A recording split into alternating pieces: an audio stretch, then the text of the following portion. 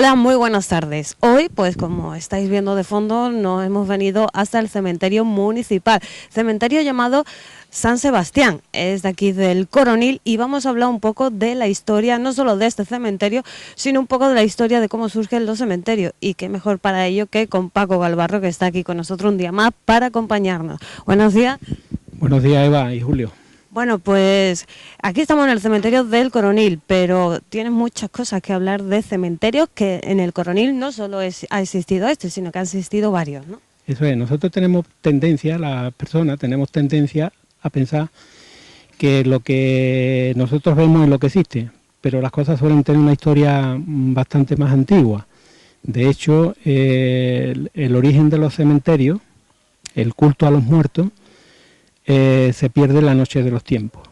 Yo creo que comienza en la medida en que el hombre, la persona, los homínidos, toman conciencia del tiempo y del espacio. Cuando adquieren esas nociones que no tienen los animales, que lo tenemos nada más los que tenemos capacidades mentales superiores, llegamos a tener esas nociones de tiempo, de espacio, preveemos las cosas. Entonces, de la misma manera que la inteligencia se desarrolla con el uso de las herramientas de trabajo, de caza, de pesca y de construcción, la mente también es uno de los instrumentos más poderosos que tienen los seres humanos. Y entonces con las mentes éramos capaces de empezar a pensar en la noción de eternidad, a plantearnos qué pasaba con los que morían, qué diferencia había entre el sueño y la muerte. Y entonces, ¿era más filosófico o más religioso o las dos cosas? Eran las dos cosas, eran interrogantes que le salían a las personas, porque en la época primitiva veían que se quedaban dormidos, ellos o los de la familia se quedaban dormidos y por la mañana despertaban. Entonces, de alguna manera establecían un paralelismo entre eso, el sueño y el despertar, y la muerte y la resurrección. Decían, si un sueño dura 8 horas, 6 horas y después se vuelve a la vida, de la misma manera, cuando mueren las personas, puede ser que más allá haya otra resurrección, otra vuelta a la vida, y entonces por eso hacían enterramiento y le ponían alimento a los difuntos. Dependiendo de las épocas históricas, hacían ofrenda y ponían alimentos porque pensaban que en el futuro el muerto iba a necesitar sus herramientas de trabajo, sus herramientas de armas de guerra, de caza, y por eso empezó la idea de enterrar con ofrenda a los difuntos. Bueno, en algunos países latinoamericanos se sigue haciendo. Aquí en España, ¿se ha hecho alguna vez también eso? Sí, eso se ha hecho en la época, aquí en el Coronil precisamente, los alrededores, hay los primeros enterramientos se remontan a la época del Neolítico y Calcolítico. Podemos hablar de miles de años, antes del nacimiento de Jesucristo. Entonces, en un momento determinado, se busca conservar el cuerpo pensando que más tarde o más temprano podría volver a la vida. Y se hacen unos túmulos funerarios, primero en forma de dolmen o de enterramiento de forma circular. Allí depositaban los restos de los difuntos, sobre todo los personajes importantes para la comunidad, pero en general todos los de la comunidad se enterraban con bien, dependiendo de las épocas históricas, con monedas, con comida, con armas o algún tipo de utensilio de los que había utilizado en vida, y que suponían que después le podría hacer falta otra vez de nuevo cuando resucitaran a la vida, ¿no? Después de ese sueño de la muerte. Siempre se han llamado cementerio porque también se le da el nombre de Campo Santo, eso ya se lo pone lo religioso. Eso es, el Camposanto ya tiene un matiz más religioso, más actual, más de la época del cristianismo. En la época romana llegó a haber auténticas ciudades de los muertos que se llamaban necrópolis. Polis es ciudad y necro es muerto. Ya en esa época, después de la prehistoria, los romanos, con la civilización romana, se desarrolla mucho esta esa noción de que había que, de alguna manera, ayudarle al difunto en el tránsito a la vida. Entonces hacían ciudades, necrópolis, que las ponían en las afueras del poblado, dependiendo de la orientación, y ahí sepultaban a los difuntos. Y después de la época romana, la tradición esa sigue, pero ya cristianizada a través de el periodo cristiano dentro de Roma y de la época visigoda aquí en España. Y aquí, por ejemplo, aquí en el Coronil tenemos los dos tipos de enterramientos. En las ciudades romanas de Salpensa... ¿También había una necrópolis? Había varias necrópolis dependiendo de las épocas, porque Salpensa, lo que nosotros conocemos como Facialcázar o el Cerro Cazar, estuvo habitado desde la época ibérica, antes de que llegaran los romanos aquí, y continuó habitada en la época romana y en la época visigoda y posteriormente en la época musulmana y cristiana, hasta el siglo XVI, en que el dueño de aquello, que era ya el ducado, la casa de Alcalá Medinaceli, mandó que aquello se quedara ya sin población y que se vinieran a refugiar al Coronil o a otras localidades cercanas como Los Molares o Utrera, donde hubiera castillo, porque era época de guerra con el reino nazarí de Granada. Bueno, nos has hecho una gran introducción en cuanto a los cementerios se refiere y estamos aquí, como hemos dicho al principio, en el Coronil había varios. ¿Dónde estaban esos cementerios? Eso es, de la época prehistórica había dólmenes, por ejemplo, ahí en el Silo de Cereales, en las Glorias de Pilares, seguramente por allí por la zona del Calvario, por las Aguzaderas está comprobado que los hubo, unas excavaciones que hizo allí Feliciano. También estaban muy alejados, ¿no? Algunos, por lo menos. Porque el Coronil como pueblo, tal como lo entendemos ahora, es a partir de 1381. Anteriormente había la población, hasta no hace mucho tiempo, hasta 1940 y tanto, 50, la población estaba muy diseminada. Había muchos caseríos, muchas cortijadas, y ahí vivía un 20% de la población. Entonces no formaban pueblos como ahora, que la gente va con medios de transporte, con motos o vehículos, y se traslada al trabajo y después vuelve. Antes vivían en los ranchos, vivían en el mismo sitio donde tenían la tierra y el trabajo, ¿no?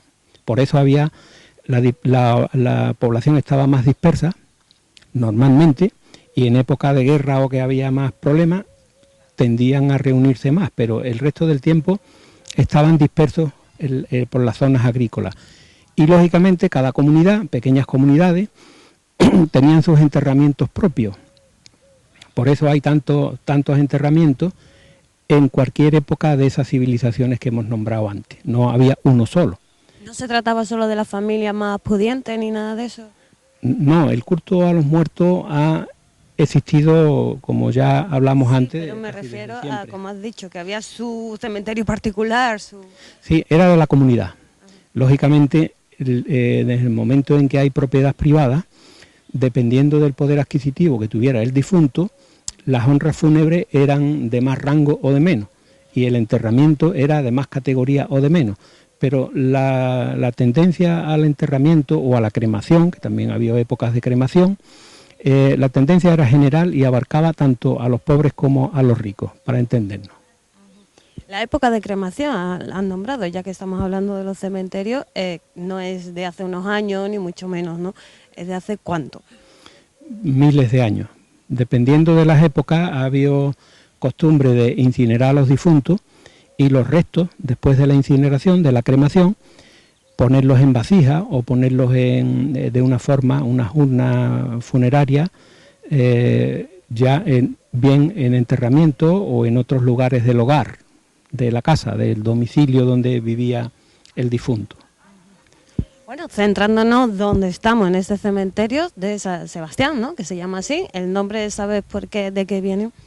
Sí, el culto a San Sebastián y a San Roque es muy antiguo aquí en el Coronil. Desde antes del siglo XV-XVI hay veneración por estos santos, y de hecho hay algunas zonas del pueblo que tienen nombre, como por ejemplo la calle San Sebastián, la calle San Roque, la ermita de los mártires San Sebastián y San Roque, que estaba en el Callejón del Santo. Después comentaremos un poquito esto. Este cementerio es el último que tenemos, pero antes de este hubo otro, Este se inauguró en 1866, como pone en la puerta de entrada, pero anteriormente el que lo precede era el que estaba en la esquina entre la calle Industria y la vereda de la Fernadilla. Allí había un cementerio que tenía unos 800 metros cuadrados aproximadamente, y allí estuvo funcionando y se estuvieron haciendo los enterramientos desde el año 1802 más o menos, que se inauguró, hasta 1866, en que pasan aquí a este cementerio de San Sebastián, se hacen aquí los traslados y a partir de ahí se hacen los enterramientos en esta zona. Pero antes de esos dos, ya hablamos de la época romana, hablamos de la época ibérica, hablamos también de que en la Edad Media, con la llegada del cristianismo, se le da todavía más importancia al asunto de los enterramientos. Entonces, a partir de ahí, se busca que los difuntos se entierren en lugar sagrado. En concreto, en la iglesia de Nuestra Señora de Consolación, en las catatumbas, en las criptas, en las bóvedas que excavaban para enterrar allí a los fieles. ¿Con qué idea hacían esto? Porque pensaban que después de la muerte había un juicio y dependiendo del comportamiento en vida, se pasaba al purgatorio como zona intermedia, al infierno o a la gloria. Entonces pensaban los antiguos, y todavía los que tienen esas creencias religiosas, cristianas, pensaban que el estar cerca de un sitio donde se rezaba, como eran los templos, el lugar sagrado, ahí a lo que tú comentabas antes de Campo Santo, en ese sitio de alguna manera se beneficiaban de los rezos que hacían el resto de la comunidad, y eso les ayudaba a pasar más rápidamente a la gloria, ¿no? a la presencia de Dios. Estás hablando del cementerio de la iglesia. Ahora solo existe o solo se ve lo que es la familia Candao, ¿no? Pero, ¿qué pasa con el resto de las personas? ¿Y por qué siguen ellos allí? El asunto, la iglesia, cuando se funda a principios del siglo XV, quizás más antiguo, porque ya en 1419 hace un desembolso grande de dinero para arreglar la iglesia, Diego Gómez de Rivera, que fue quien le compra el señorío del Coronil a los descendientes, a un nieto de Ruy Pérez de Esquivel, que había fundado el pueblo en 1381, su nieto en 1419 se lo vende al dueño de las aguzaderas, que era Diego Gómez de Rivera. Y su esposa, Beatriz Portocarrero, porque en este caso precisamente es la esposa, esa señora, doña Beatriz, la que aporta la dote matrimonial al matrimonio, y eso permite que hubiera una liquidez de dinero líquido. Entonces, en esa época, Diego Gómez de Rivera realiza varias compras, entre ellas compra el Coronil. Y hay constancia de que a partir de esa fecha, en 1419, él ya hace un gran desembolso de dinero para arreglar la iglesia, lo que quiere decir que la iglesia estaba construida en parte antes de 1419, es muy antigua, y allí se estuvieron haciendo enterramientos. Y ahora enlazo con la pregunta que me hacía, ¿qué es lo que pasó? ¿Por qué dejaron de hacerse allí los enterramientos? Porque en la medida en que el pueblo va creciendo y pasa de tener una comunidad pequeñita a una comunidad más grande, hay que hacer cada vez más fosas para enterrar a los difuntos, sobre todo en las épocas de epidemia. Lógicamente, al estar excavando, se afectaban a la base de los muros, ¿cómo se llama esto? Los cimientos de las paredes. Entonces, como se afectaban los cimientos, hubo varios derrumbamientos, no uno, sino varios a lo largo de los siglos, y hubo que reconstruir prácticamente entera la iglesia.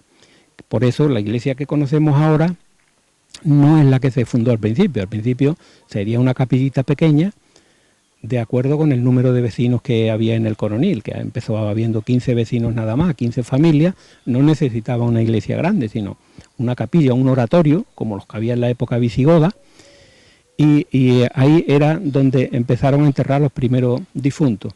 En la medida que la población va creciendo, cada vez hace falta más espacio para excavar las fosas.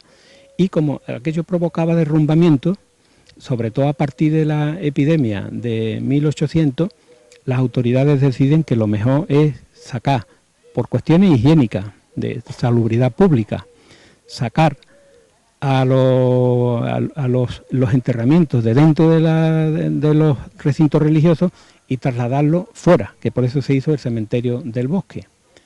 Aunque también hubo otros enterramientos que son contemporáneos a los de la iglesia, por ejemplo, en la zona de ahí del convento. El convento de la Veracruz también fue cementerio en su época y jugó un papel muy importante en época de epidemia. Y de la misma manera también fue sitio de enterramiento la ermita de los santos mártires que nombramos antes, San Sebastián y San Roque, y allí desde el siglo XVII más o menos, 1600 y pico, 1630 por ahí, desde principios de siglo prácticamente empezaron a hacerse enterramientos. O sea, aquello se levantó el edificio se levantó gracias a unas ventas que hizo el ayuntamiento de unos terrenos que eran comunitarios, vendió, compraron el solar aquel y levantaron el edificio. El solar me parece que era de ellos. Lo que hicieron fue levantar el edificio con el dinero de la venta y además lo que aportaron los vecinos. Y allí se estuvieron haciendo también enterramientos hasta que ocurrió lo mismo que antes, hablamos. Llega un momento en que se afectan los muros, los cimientos, el edificio tiene deterioro y hay que hacer unas obras muy costosas. Pero la iglesia, que era la propietaria, no tenía fondos, porque había habido unos problemas económicos, y no tenía fondos para hacer la obra por sí mismo. Entonces, en 1832 se decidió que lo mejor era dejar aquello ya por perdido y el dinero emplearlo en otra zona, como fue en el cementerio del Bosque y en el cementerio de San Sebastián, que es en el que estamos. Bueno, el cementerio del Bosque es el que has dicho antes de la carretera Fresnadilla y eso, ¿no? Exactamente. Todos los nichos en ese caso, o en las tumbas se ven inscripciones, eso ha existido de toda la vida, ¿no? También las inscripciones que han ido cambiando conforme han ido pasando los tiempos. Exactamente, cuando ya se descubre la escritura, intenta de alguna manera rendirle un homenaje escrito al difunto y además para que los demás sepan quién es el que está allí enterrado. Pues las tumbas se ponían, en las épocas antiguas se ponían cerca de los caminos para que cuando pasara la gente a la entrada de las ciudades, al pasar lo veían y de alguna manera se acordaban del difunto y rezaban por él. Entonces, una fórmula que se empleaba mucho en la época romana, que todavía ahora se ha puesto otra vez de moda, sea contigo la tierra leve, que te sea la tierra leve, también se dice, ¿no? Que en latín era sit tibi terra levis, y eso lo que quería significar, se escribía normalmente en abreviatura. Los romanos utilizaban mucho las abreviaturas, por eso algunas veces es tan difícil entender los textos, aunque sepas latín, es muy difícil entenderlo, porque se hacía mucha abreviatura. Por ejemplo, nosotros ahora ponemos SR, punto, significa señor. Pues ellos utilizaban muchas abreviaturas también en sus lápidas. Entonces, normalmente hacían ese tipo de inscripciones y nombraban a la familia a la que pertenecía, a la tribu, porque tenían como unas comunidades, que era donde ellos tenían representación política, ¿no? En Roma.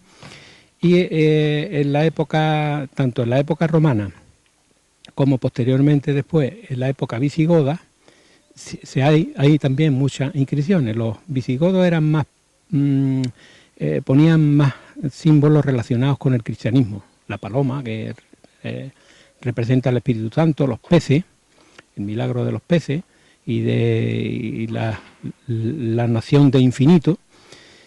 Y esas iglesias, por ejemplo, esas tumbas se han encontrado muchas en el Cerro Cazar, en la Salpensa romana. Y también se han encontrado lápidas cristianas, las comunidades que hay dispersas por el campo, en la Folonguilla, por ejemplo, o allí en el mismo Cerro Cazar, que nosotros decimos Cerro Cazar, que en la época musulmana se llamó Faci Alcázar, a partir del 711 que llegan ellos aquí. Pero más anteriormente también había allí comunidades, y había una comunidad cristiana, y tuvo cierta importancia porque llegaron a tener una basílica propia que inauguró un obispo que hubo aquí, que se llamaba Pimenio, en el año 648, ya después de Jesucristo, como es lógico, porque eran ya una comunidad cristiana. Bueno, cuando entramos en el cementerio y giramos a la derecha, pues nos encontramos al final aquí un rinconcito, que este rinconcito decías que era una puerta, ¿no? Eso es. Por la parte de la fachada todavía se conserva la hechura de la puerta, aunque lógicamente está tapiada. Y es interesante saber que... ¿Pero era antes la puerta principal o no? En el año 1903, el cementerio se hizo en 1866, pues en 1903 hubo aquí un cura párroco en el Coronil que se llamaba don Miguel Barranco Pizjuán. Ese hombre fue muy importante para el pueblo porque, por ejemplo, tiene todavía una calle dedicada, que es la calle Cura Barranco. Allí la continuación donde están las casas parroquiales, que va camino del Pilar, ¿no? Entonces, este hombre, con la mentalidad de su época, estamos hablando del año 1903, le solicitó al ayuntamiento que los que no eran católicos, los que públicamente hacían ostentación de que no eran católicos, Que no se habían bautizado ni nada. Bautizado, ni querían bautizarse, ni querían recibir los sacramentos, el de la extrema unción, que es el último que se le da a los difuntos, él a esta gente, o al suicida, que morían en pecado mortal, decía que no deberían estar enterrados junto con los fieles en el mismo camposanto. Entonces el ayuntamiento buscó una solución intermedia, que fue hacer un recinto para esta gente que nosotros llamamos, entre comillas, protestantes, y le hicieron un cementerio en esta parte, y los cadáveres y los familiares entraban por una entrada distinta a la del resto de los fieles. Eso era un local que estaba completamente separado del cementerio cristiano. Pero y tenía entrada independiente. ¿Pero se enterraban igual? ¿Se hacía la misma ceremonia o no se hacía en ese caso tampoco? Ceremonia religiosa no había, porque habían muerto, bien porque se habían suicidado, entonces habían muerto en pecado mortal, incluso de familias muy cristianas. Se dio el caso aquí en el Coronil, de una familia que era muy religiosa, tanto él como su mujer, pero él se suicidó. Entonces, como el suicidio está penalizado, se considera que la vida la da Dios y es el único que tiene derecho a quitarla. Cuando las personas se suicidaban, entendían los religiosos que había cometido un pecado muy grave y eso era merecedor de que ya no se pudiera enterrar en sitio santo ni recibir ningún tipo de entierro cristiano. Entonces los enterraban ahí. Luego después, hay por ejemplo, hay un personaje curioso que fue el capitán Ochavito, que era liberal, anticlerical, republicano, pero de la Primera República, de 1873. Pues ese hombre, cuando murió, lo enterraron con la bandera republicana y tocándole el himno de Riego, el himno de la República, y lo enterraron en ese cementerio. Algunos tenían lápida, volviendo a lo que tú preguntabas, pero lo normal era que lo enterraran en el suelo directamente. Por supuesto, la única ceremonia que tenían era una ceremonia civil que hicieran los familiares, o si venían con música o sin música, o una comitiva para enterrarlo, pero los curas y esos no participaban en ese tipo de rito. Ahora vamos a también... ¿Y en qué momento desaparece o deja de existir? Pues ya va cambiando la mentalidad de la época. Eso está funcionando desde el año 1903 que se abre hasta 1979, ya con la llegada de la democracia, la Constitución de 1978 y la primera corporación democrática. El ayuntamiento decide que esa separación ya no tiene sentido ninguna. Entonces quita el muro que había por aquí detrás y parte del antiguo cementerio, que nosotros le decíamos protestante, que tenía su puerta y todo, parte de ese cementerio se ocupan con los nichos que llegan aproximadamente allí a donde está ese corte que hay. Hay una parte nueva. Donde parece que baja un poquito. Por fuera se ve mejor que por dentro, porque por fuera, o sea, por dentro están todos, los nichos son prácticamente iguales en todas las épocas, ¿no? Pero por fuera se ve muy bien el corte de la pared. Entonces, a partir de 1979 se desaloja el cementerio protestante, entre comillas, protestante, pero no eran protestantes. Ahí había, no es que fueran cristianos protestantes de la época de Lutero ni con las doctrinas de Lutero, sino que no estaban de acuerdo con la religión católica o no habían seguido sus preceptos. Entonces, esos restos se trasladan para adentro y se entierran aquí dentro, como fue el caso del capitán Ochavito, ¿no? Que era coronileño, y le dieron una lápida ya en la pared. Y es curioso también que antes hablábamos de Miguel Barranco Pizjuán, y hablando en los términos que lo he hecho, da la impresión de que era una persona muy reaccionaria, que quería así un clasismo hasta en la muerte, y no es verdad. Él era consecuente con las creencias que tenía, era religioso, era escrupuloso de la religión cristiana y quería salvaguardarla a toda costa, pero era un santo, hasta el punto de que todo lo que tenía lo daba. Pues él era familia de los Pizjuán, del Sánchez Pizjuán, y de gente con bastante dinero, su familia. Y él todo lo que tenía se lo daba a los pobres, hacía muchas obras de caridad. Entonces, cuando murió, no tenía dinero para que se le hiciera un enterramiento con lápida o en el suelo. Y fue el pueblo el que, por suscripción popular, aportó el dinero necesario para que tuviera un enterramiento en condiciones, y estaba allí por la parte donde está la capilla. Allí estaba el enterramiento. Luego después ya, por problemas de la época, de los años 80, esas lápidas de suelo se quitaron todas y se trasladaron los nichos, los enterramientos se trasladaron a los nichos de pared.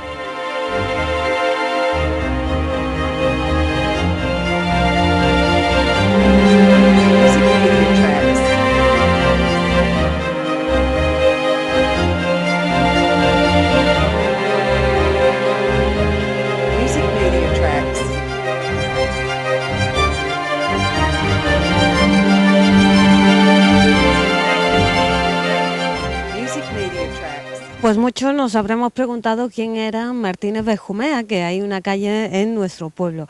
Pues aquí está su nicho, que no sé de qué año era. 1851. Mediados del siglo XIX. Pues Rafael Martínez Benjumea era natural de Marchena, pero estuvo aquí en el Coronil y además fue médico cirujano, ¿no? Exactamente, él era militar profesional, era de la Armada, de la Marina. Entonces, estando aquí, por la razón que fuera, se declaró una epidemia aquí en el pueblo. Y él fue uno de los que ayudó a curar a los enfermos que se iban contagiando y salvó muchas vidas, pero se contagió y murió él mismo también. Entonces, el pueblo, en agradecimiento, le dedicó la calle donde está la farmacia de Lucía Garbarro León, y ese nicho también, esa lápida. Murió, si veo bien, en 1837, ¿no? Sí, yo es que ahora mismo no me acuerdo con exactitud, sí, porque no veo bien. Lo tengo anotado. 57, 1857, es que se ve muy poco. A mediados del siglo XIX. Pero es decir, él aquí familia no tenía, ¿no? Ya no lo sé yo. Fue muy conocido, fue muy famoso, ayudó mucho. Pero seguramente que la mujer o alguien sería de aquí del pueblo y por eso él estaba aquí. Había venido con un permiso o lo que fuera, y estuvo viendo a la familia. Antes cuando comentamos que por qué dejaron de practicarse los enterramientos en la iglesia, hablamos del cementerio del Bosque. Y es que hay que recordar lo mismo que esta epidemia, que había unas épocas de epidemia donde moría el 20% o el 50% de la población. En una de esas epidemias hizo otra labor parecida a Martínez Benjumea, Julián el Berberisco. Que también está aquí.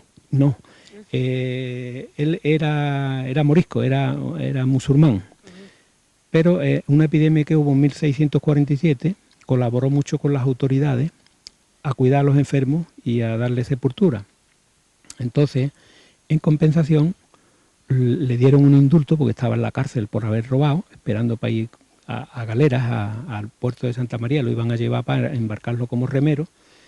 Y entonces el municipio, en agradecimiento al trabajo que había hecho tan bueno con los enfermos, porque faltaban manos para cuidar y para enterrar a los difuntos, le dieron el indulto y además le dieron las tierras del Morisco, que un día hablaremos allí del Pozo del Morisco y de aquella zona. Este fue otro hombre también que dio su vida por cuidar a los enfermos. Sí, que fue un héroe y murió en la batalla, ¿no? Como quien dice. Exactamente. Pues vemos alguna más sin de interés. Más adelante, ¿no? Podemos ver la otra lápida que también es aquí, importante para la historia del Coronil, que es la lápida de don Juan Candau Peiré. Don Juan Candau Peiré era primo de la condesa de María del Rosario de Masa Candau y el administrador de las fincas que tenía la condesa. Bueno, pero aquí hay eso y allí está el panteón también de la familia Candau, ¿no? Sí, la familia Candau ha sido de las más pudientes que ha vivido aquí en el Coronil y que han nacido aquí en el Coronil, la mayoría de ellos, ¿no? Desde el primero, de Simón Candau Supervielle, que es el que viene de Francia y funda aquí la familia, hasta todos los descendientes que va teniendo, que uno de ellos llegó a ser ministro, que era Francisco de Paula Candau Acosta, y este es uno de los primos de los familiares que estaba en Francia y que vino aquí al Coronil para ayudarle a la familia en la gestión de los negocios, porque llevaban negocios comerciales, de tierra, y este hombre vino aquí y está muy relacionado con el Coronil porque fue él y su mujer, María del Rosario Candau Corbacho, que era de Montellano, ellos eran primos hermanos, y por eso los hijos que tuvieron son Candau de apellido, que tuvieron dos varones. Uno era don Rafael Candau, de ahí que tenía el cortijo de Casa de Coria. ¿Pero son los que están en la iglesia enterrados? No, en la iglesia están, bueno, allí hay muchas lápidas de los Candau, pero la crista aquella es de la condesa, la condesa María del Rosario de Masa Candau, que era prima de este hombre y sobrina del Candau viejo, del primero que vino aquí, sobrina. Ella fue la que, y la familia, fueron la que costearon allí la crista aquella que hay donde está enterrado su resto, pues ella murió a principios de siglo y la trajeron desde Sevilla por expreso deseo suyo a que la enterraran aquí en el Coronil. ¿Pero de dónde era la familia exactamente? Cuando viene el primer Candau, ¿de dónde viene? De Francia, de un pueblo que se llama La Saucede, que está en los Pirineos, pero en la parte baja de los Pirineos, por el lado francés. Entonces llegan aquí antes de la Guerra de la Independencia, el primer Candau Supervielle, y a partir de ahí los hijos que tiene... Ya son nacidos aquí en el Coronil. Se casa con una coronileña, se llamaba María Costa, se casa con una coronileña y tienen bastantes hijos. Eran gente muy trabajadora, muy emprendedora y en una época muy buena porque se habían producido las desamortizaciones. Las desamortizaciones fue la época en que el Estado saca a la venta muchos terrenos comunitarios de los pueblos y de las ciudades y saca a la venta también muchos bienes que eran propiedad de la Iglesia. Los desamortiza, los expropia, algunas veces de una forma totalmente injusta, ¿no? Ilegal. Y todos esos terrenos salen a la venta. Entonces, en aquella época, el que tenía dinero, y esta gente regentaban un comercio y tenían dinero, pudieron comprar las tierras que quisieron porque al haber tanta oferta de tierra, bajó mucho el precio. Entonces, de ahí viene en gran parte el ascenso económico que tiene la familia Candau. Supieron aprovechar el momento, ¿no? Supieron aprovechar el momento, trabajaban mucho, como ya digo, y eran muy emprendedores, tanto en el comercio como en el tema de las tierras.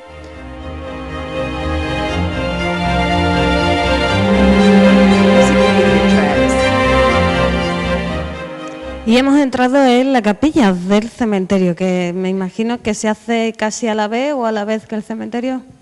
Es contemporánea, se hace al mismo tiempo porque los enterramientos al principio en el cementerio no se hacían en las paredes, como ahora que hay nicho, ¿no? Se hacían directamente en el suelo y normalmente se quedaban ahí para siempre, eso no se excavaba otra vez al lado o lo que sea. Por eso cuando se hace una excavación o algo es normal que aparezcan huesos. Cuando se va haciendo excavaciones para arreglar los jardines o cualquier cosa aparecen muchos huesos, porque está todo lleno, el suelo está lleno de coronileños desde 1866 hasta que empezaron los nichos de pared ya en época posterior. Incluso siguieron practicándose enterramientos en el suelo, pero en la medida en que se iban produciendo desalojos de los nichos, porque algunos los alquilaban por 10 años, por ejemplo, otros los compraban en propiedad, pero algunos lo compraban por 10 años, entonces cuando el nicho ya había cumplido el tiempo, los huesos los desalojaban y los echaban ahí al osario. Ahí abajo hay como una habitación subterránea donde se van echando los huesos. ¿Que se sigue haciendo? Se sigue haciendo todavía. Y ya en 2008 por ahí, me parece que me dijo Antonio, el sepulturero, que estaba eso ya tan lleno que ya no cabían más huesos. Entonces vinieron los de la funeraria y se llevaron todos los restos que había de ahí, se los llevaron a cremarlo, hubo una cremación y ya dejaron el depósito, ese sótano, lo dejaron, esa cripta, la dejaron vacía. Bueno, ahí para entrar no se entra, sino que se tira... Se levanta la tapadera, la loza, la placa de mármol y se echan los restos ahí ya limpio, ahí ya no se echan, esa es una costumbre. Como quien dice, se tiran ahí, porque entrar no se entran a colocarlo bien, ni mucho menos, ¿no? Se arrojan ahí y ya ahí se quedan para siempre, ¿no? En las iglesias antiguamente había también la costumbre tenían una zona que se le llamaban el pudridero, que los cuerpos cuando estaban recién el cadáver, que era fresco todavía, hacía poco tiempo que había muerto, lo ponían en el pudridero al aire libre más o menos, hasta que se quedaba ya los huesos más o menos limpios, entonces después se enterraban dentro. Eso en algunas iglesias es una práctica que se siguió mucho. Y precisamente las excavaciones y todo eso que antes nombramos, que habían provocado varias veces que se derrumbara tanto la capilla de los mártires, de allí del Callejon del Santo, que tuvieron que cerrarla en 1832 por ese motivo, como una epidemia que hubo en 1800, había tantos difuntos que no se podían enterrar en la iglesia. Entonces por eso se hizo el cementerio de San Sebastián, que eran unas zanjas, por medida higiénica eran unas zanjas excavadas en la tierra, y dieron la orden de cubrir los cuerpos con cal. Y así se hizo. Y ese fue el origen del cementerio aquel de San Sebastián. Pero alrededor de la iglesia, como dentro no se cabía en épocas de epidemia, porque a lo mejor moría el 20 o el 30% de la población, se hacían zanjas, y cuando se arregló la calle Corredera y la que está detrás de la iglesia, en los años 80, los albañiles que estuvieron allí trabajando, en cuanto que escarbaban un poco, ahondaban un poco en el terreno, salían los huesos de la época de las epidemias que había en el Coroní, porque ahí fue muy importante también, en la época de epidemia, el papel que tuvo el convento de la Veracruz, que en aquella época, y antes también, se utilizó como un hospital para los contagiados, para sacar a los enfermos de la población, para que no siguieran contagiando a los demás, los llevaban allí a la ermita de la Veracruz, y allí esos enfermos eran atendidos por una comunidad de monjes que había, que eran los carmelitas descalzos, y allí tenían un hospital que se llamó el Hospital del Santo Ángel de la Guarda, y es una historia muy bonita que a lo mejor un día podríamos hablar con más detalle sobre ella, ¿no? Porque la Hermandad del Coronil de la Veracruz parece que remonta sus orígenes al año 1540, es una de las más antiguas de la provincia de Sevilla. ¿Y que ha llegado a ser hospital? Y fue hospital y fue también hospicio, donde se acogían a los niños huérfanos, y tiene varias historias muy bonitas. Allí, esa zona del convento, cuando las desamortizaciones, el Estado, por las guerras coloniales y por dificultades económicas, de una forma ilegal, entre comillas, sacó a la venta todos esos bienes, los expulsó a los monjes carmelitas que había allí, se quedó con los terrenos los subastó y con ese dinero lo empleó en deudas del Estado. Bueno, eso hablaremos también otro día, porque volvemos aquí al osario. ¿Siempre se solía hacer en una capilla o por qué se eligió la capilla para tirar los huesos, para dejar los huesos? Para que siempre estuviera en un recinto sagrado. Entonces, dentro de cuando ya el cuerpo se desalojaba del nicho, se echaban y se echan ahí los huesos, y esto tiene un altar. Aquí el día de los difuntos, el día de los santos, hay afluencia de mucho público, incluso se celebra alguna misa y vienen muchos familiares a rezar y por los que están ahí enterrados y por los que hay fuera del enterramiento. Es una iglesia, es una capilla más. Entonces, ¿qué mejor sitio que este como osario? Este es un sitio sagrado, un sitio adecuado para ese fin.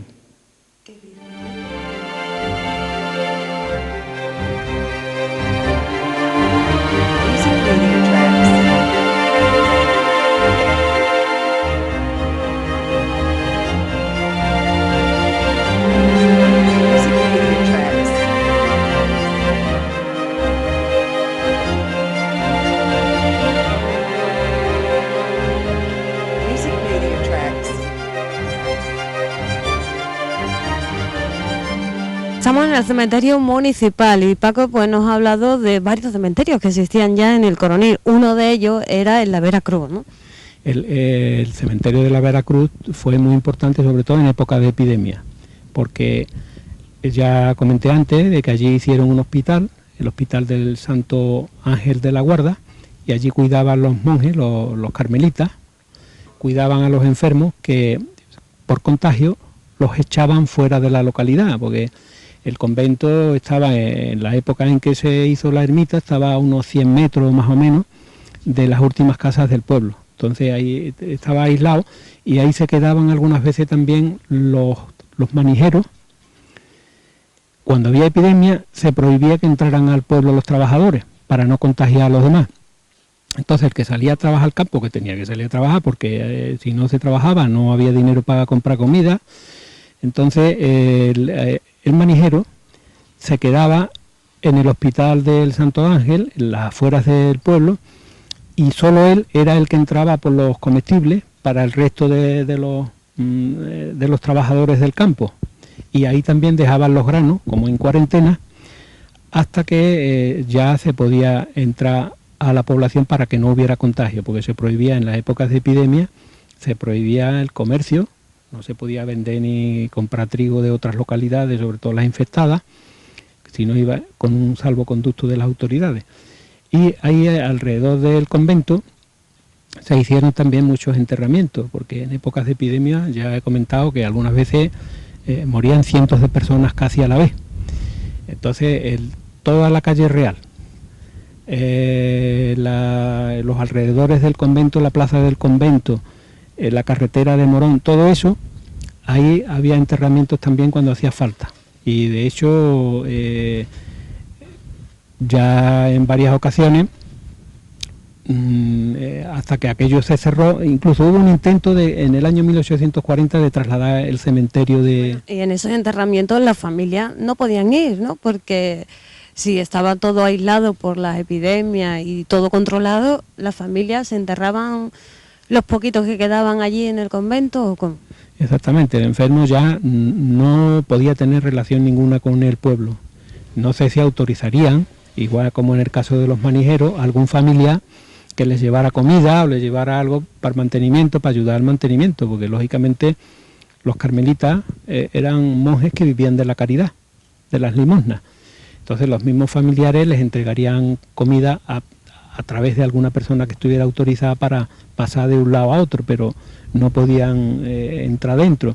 Incluso es curioso que ya en época reciente esa prohibición fue incluso igual de extrema o más, porque hubo una época en que los que morían en el Coronil, cuando había epidemia, no podían pasar camino del cementerio por las calles, sino que tenían que salir por las afueras del pueblo, por el campo, y por ahí hacían el recorrido hasta donde iban a enterrarlo. Bueno, también nos comentará ya cuando hablemos de la Veracruz, pues también nos comentará un poco más de lleno todo eso, ¿no? Exactamente, claro, porque la Veracruz se merece un programa solo para ella, ¿no? Y estamos justo detrás nuestra, está el monolito, que ¿en qué año se puso? No hace muchos años, pero ¿y el monolito a causa de qué? Pues el monolito tiene una historia muy triste, porque viene a recordar una de las épocas más dolorosas, más tristes que ha tenido España, que fue la Guerra Civil. En el año 36, la situación política llevó a una polarización, a un enfrentamiento tan grande entre españoles, entre tendencias o entre ideologías en España, que desembocó en una guerra. Entonces esa guerra comienza con un intento de golpe de Estado que fracasa, el que hacen los militares contra la República, y ese intento de golpe de Estado fracasa, y como fracasa se convierte en guerra, porque en unas capitales triunfa, en otras no. Entonces la guerra, y además una guerra civil, salen a relucir los instintos más bajos de las personas. Las cosas más terribles, además los vemos en la televisión, las cosas tan horribles que se pueden llegar a hacer en épocas de guerra. Y aquí en el verano del 36, que es cuando entran las tropas que se habían sublevado contra la República, quieren dar un escarmiento ejemplar, y al mismo tiempo también liquidar todo tipo de oposición en la retaguardia. Esto se queda como retaguardia. El frente, aquí no hubo guerra, aquí hubo una entrada de las tropas el 31 de julio del año 36, venían de por ahí, por la parte de Morón y de El Aral. Entonces, aquí ya digo que no hubo guerra, pero sí había guerra en el frente que estaba por la parte de Córdoba, por la parte de Ronda. Entonces los militares no querían tener enemigos en la retaguardia, no querían estar luchando en el frente y al mismo tiempo en la retaguardia tener problemas de atentados y de posibles levantamientos o ayuda a la República. Entonces lo que hicieron fue intentar un escarmiento ejemplar, y todo el que tenía mínimamente una significación de izquierda, sin juicio de ningún tipo, sin seguir ningún procedimiento legal, fueron fusilados. Entonces, al haber tanto número de fusilados y además sin seguir procedimientos legales, tampoco quería dejar mucha constancia de ese tema. Incluso la familia, ni siquiera la familia era informada de que a su marido, a su padre, a su hermano lo habían fusilado. O a las mujeres que también fueron fusiladas, que también murieron aquí bastantes mujeres, incluso algún niño y alguna niña. Y entonces no seguían los procedimientos legales de inscribir a los que habían sido fusilados en el registro civil, ni celebrarle ningún tipo de celebración religiosa, ¿no?, de entierro. Directamente los traían aquí, mandaban a gente a la fuerza para que hicieran una fosa y los enterraran. Entonces esa fosa común donde iban echando los cuerpos de los fusilados está por aquí, por esta parte donde nosotros estamos ahora. Y en recuerdo de esas víctimas se hizo ese monolito que tú antes has mencionado, en el año 2007-2008, para recordar precisamente eso, que ahí cuando se hizo la obra de los aseos esos nuevos que se hicieron, ahí estaba la sala de autopsia antigua. Y ahí toda esta zona, de allí hasta prácticamente hasta el Panteón de los Candados, ese que está aquí a la derecha, y parte incluso de estos nichos, pero sobre todo alrededor de la zona de los aseos, ahí hay varias fosas con bastantes enterrados, pues ahí hubo enterramiento desde el 14 de agosto aproximadamente hasta abril del año 37, que fueron ya las últimas ejecuciones que se hicieron así sin juicio. Ya a partir de esa época ya seguían unos procedimientos legales y no se enterraban en fosas comunes. Bueno, pues estamos en el cementerio, hay historias de las personas que están aquí, pero historias del coronel, ¿no?, también aquí en el cementerio. Exactamente. Yo creo que deberíamos quedarnos con la parte bonita de que esta tradición nuestra, este recuerdo a los seres queridos, se remonta a la prehistoria y que no debe de perderse nunca, porque se tengan las creencias que se tengan, demostrar respeto hacia nuestros padres y hacia nuestros abuelos es una garantía de que nuestros hijos y nuestros nietos van a aprender ese respeto también respecto a nosotros, y que todo lo que sea bueno y todo lo que se haga con buena voluntad se merece ese respeto y esa permanencia cultural. Esperemos que esta costumbre de los cementerios no se pierda nunca, pero claro, eso dependerá de las nuevas generaciones, ¿no? Pero es bonito que aquí en el Coronil tengamos el cementerio tan antiguo y tan bien conservado, tan bien preparado como el que tenemos aquí. Bueno, no lo hemos dicho, pero entrando nosotros también ha entrado un autobús de turistas extranjeros que han venido a visitar el cementerio. Y no es la primera vez pues que pasa eso, que vienen a visitar el cementerio del Coronil. Exactamente. Antonio, el sepulturero, nos ha estado comentando que es corriente. Ve aquí autobuses que vienen de otras culturas, alemanes, ingleses, de otras zonas, americanos, que tienen otras costumbres parecidas, porque hacen los enterramientos en el suelo, por ejemplo, no tienen lápida, no tienen... es otra cosa, es otra forma de sepultar a sus seres queridos. Y la verdad es que el cementerio, como tiene ya su antigüedad, porque es de 1866, y las lápidas, cada una tiene el mensaje ese de la familia, y esos detalles que son únicos, que son distintos, llama la atención en otras culturas que no tienen esta costumbre. Bueno, pues Paco, ya esperamos el próximo día pues con otro tema, otra historia más del Coronil, ¿no? Me parece muy bien, me parece muy bien. Muchas gracias por las preguntas, la oportunidad de hablar de estos temas que algunas veces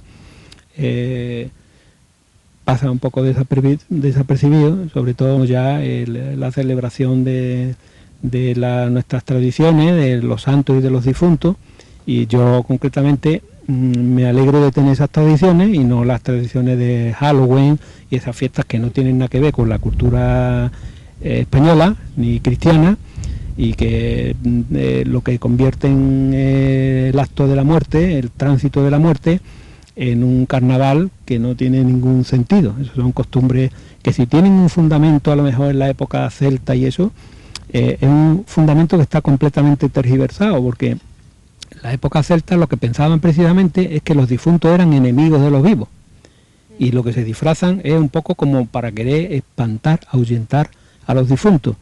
Nosotros los cristianos, o los que nos hemos criado en la religión, en la cultura cristiana y aquí en España, tenemos al contrario, respeto y veneración por los difuntos nuestros. No tomamos esas cosas de esa forma tan alegre, sino todo lo contrario, damos la solemnidad y el respeto que se merecen los difuntos.